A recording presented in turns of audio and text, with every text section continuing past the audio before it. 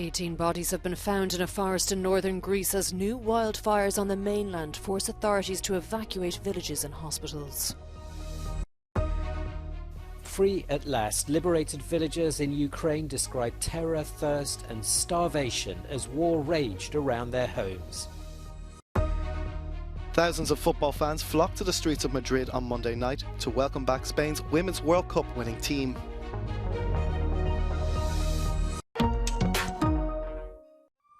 A grim discovery. 18 people have been found dead in northern Greece where wildfires have been raging for 4 straight days. Initial reports suggest the victims may have been migrants, their bodies found near the national park of Dadia. Nearby at the port of Alexandroupolis, ambulances urgently evacuated more than 200 patients from a hospital surrounded by flames. This ferry is being used as a makeshift hospital. Fanned by strong winds and high temperatures, fires are also blazing through the islands of Evia and Kythnos. Authorities warn there will be no relief from the heat until Friday. Meanwhile, a blaze that broke out a week ago on the Spanish island of Tenerife is still out of control. Officials say it is the worst wildfire to have ravaged the island in decades. It has already razed more than 15,000 hectares of land and has forced more than 12,000 people to evacuate.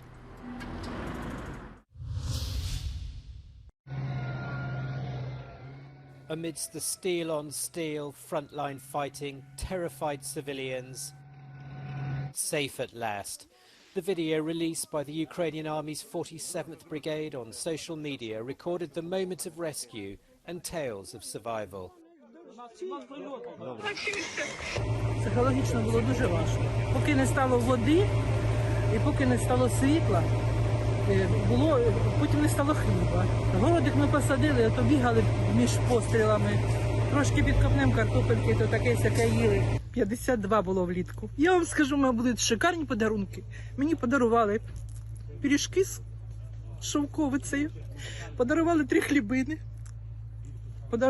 мама принесла букет троянд, а кум приніс пів'ящика бубликів, які знайшов у окупантів. Скоро побачимось.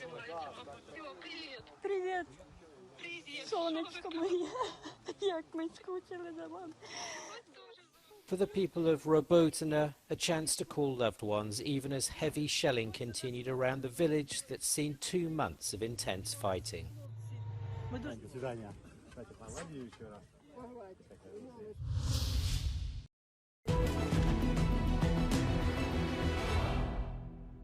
Ukrainian forces made tactically significant gains in western Zaporizhia region while continuing counteroffensive operations in the Donetsk-Zaporizhia region administrative border and in eastern Ukraine. Geolocated footage published on the 20th and the 21st of August indicates that Ukrainian forces reached central part of Robotene, right here. It is situated about 10 kilometers south from Orikhiv and broke through some Russian defenses south of Malatokmachka, this direction. Ukrainian army reports entering Russian-occupied village of Robotene. Russian sources state that the fighting here is ongoing. The Institute for the Study of War previously assessed that Ukrainian attacks on Robotene are tactically significant because the Ukrainian advance in the area may allow Ukrainian forces to begin operating past the densest Russian minefields. Ukrainian advances across fields in this area likely confirm this assessment. Persistent Ukrainian advances in the Robotene area also likely aim to degrade Russian forces that have committed significant effort, resources and personnel to hold positions around Robotene. The UK Defense Ministry says the Russian military is highly likely forming a new 18th Combined Arms Army from the other units currently operating in Kherson region. It is likely to consist mostly of mobilized personnel and to focus on defensive security operations in the south of Ukraine. Russia likely aims to free up more experienced units to fight on key axes. There is a realistic possibility that this has led to the recent redeployment of airborne forces from Kherson to the heavily contested Orikhiv area.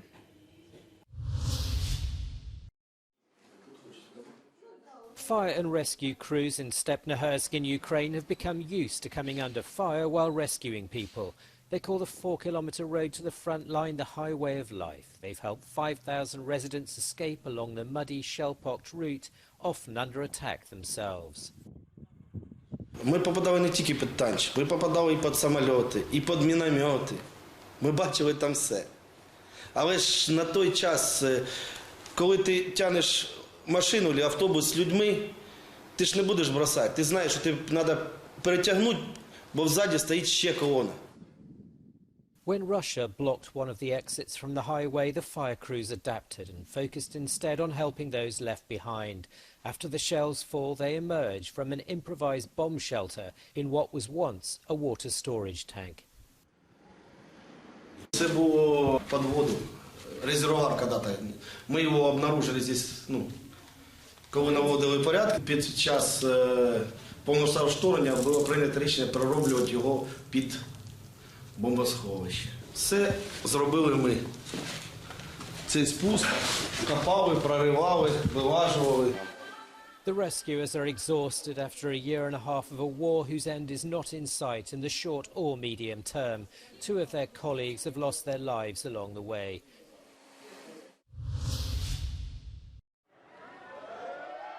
After 15 years in exile, former Thai Prime Minister Thaksin Shinawatra has returned to his country. Hundreds of supporters were waiting for him at the airport. Shinawatra, who was sentenced in absentia to no less than 10 years in prison for corruption and abuse of power, bowed before a portrait of the king.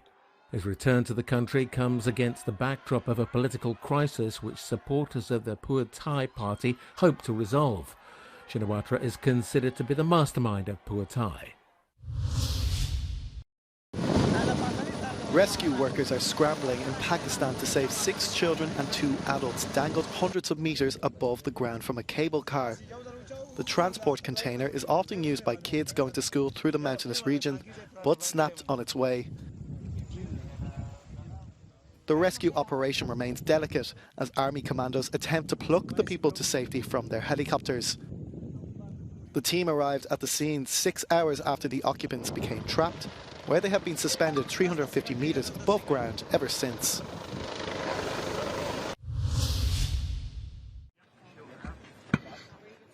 The nation grieves with you. That's what US President Joe Biden told survivors of Hawaii's wildfires on Monday, as he promised to help residents of the island of Maui recover after the deadliest wildfire in the United States in more than a century. The president and his wife cut short their week-long holiday to comfort survivors of the devastating wildfires. Lahaina was a historic town of 13,000 people and has been virtually destroyed by the flames. I also want all of you to know the country grieves with you, stands with you, and will do everything possible to help you recover, rebuild, and respect culture and traditions when the rebuilding takes place. The wildfires have claimed at least 114 lives, with 850 people still missing. The flames moved so quickly that residents and visitors were caught off guard. Many were trapped in the streets or forced to jump into the ocean to escape. It's nearly 2 weeks since the fire started, and Biden has come under attack from Republicans who claim he has not done enough to address the devastation. The White House says Biden delayed his trip so as not to distract officials and rescuers working on the ground.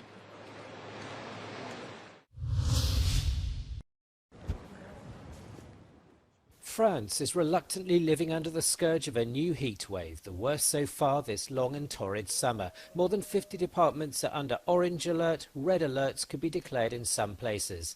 Temperatures haven't dropped below 30 degrees for days, and many find the nights unbearable.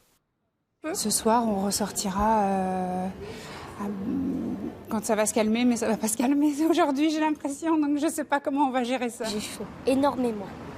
On fait en sorte qu'il soit hydraté toute la journée, qu'il soit bien trempé toute la journée, et puis qu'il soit bien à l'abri également aussi. Hein. In the city of Lyon, tourists are cooling off in the fountains or seeking the shade. The Minister of Health has warned some parts of the country could see record temperatures on Tuesday.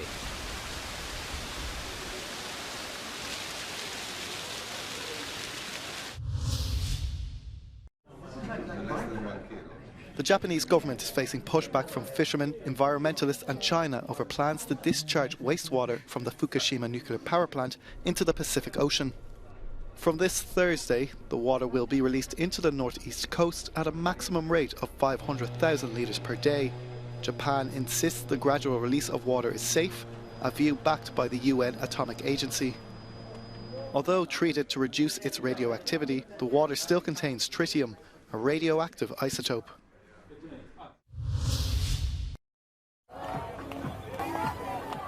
Football fans in Spain turned out in their thousands on Monday night to celebrate their side winning the Women's World Cup.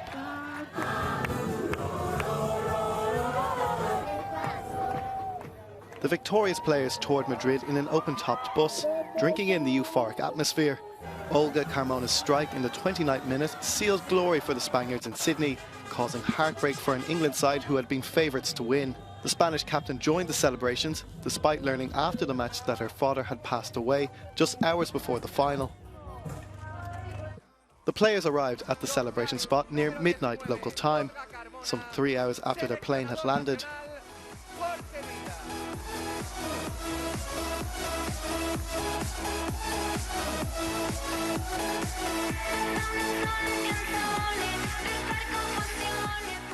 The celebrations ended some 4 hours later, with confetti being sprinkled onto the stage and players and staff and fans singing "We Are the Champions."